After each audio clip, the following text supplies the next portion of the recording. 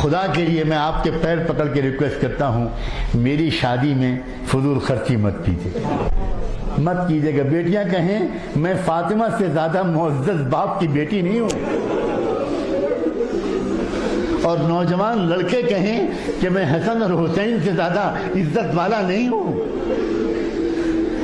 خدا کے لیے میری شادی میں فضول خرچی مت کیجیے گا۔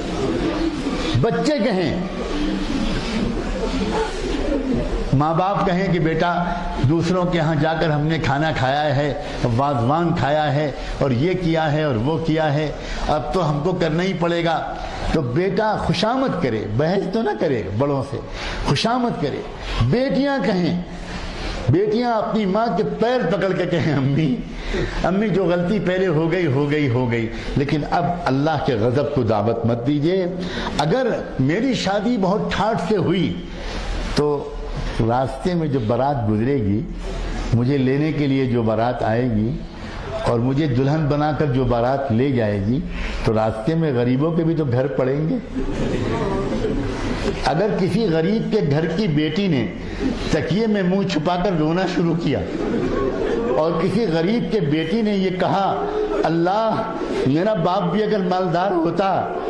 تو مجھے بھی تو کوئی رخصت کرنے کے لیے آتا، میرے گھر پہ بھی تو شہنائی بجتی، میرے گھر میں بھی تو سجاوٹ ہوتی،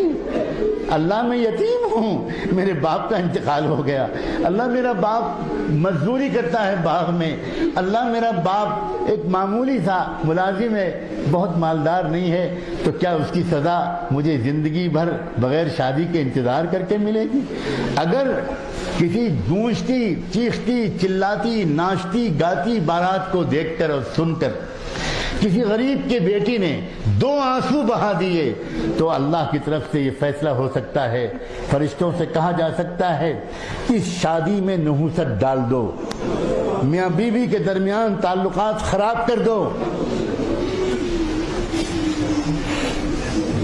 لوگ حیران رہ جائیں گے اور شادی کے 1-2 مہینے کے اندر جھگڑے شروع ہو جائیں گے، ساس اور بہو میں جھگڑا، نند اور بھاوج میں جھگڑا، شوہر اور بیوی میں جھگڑا،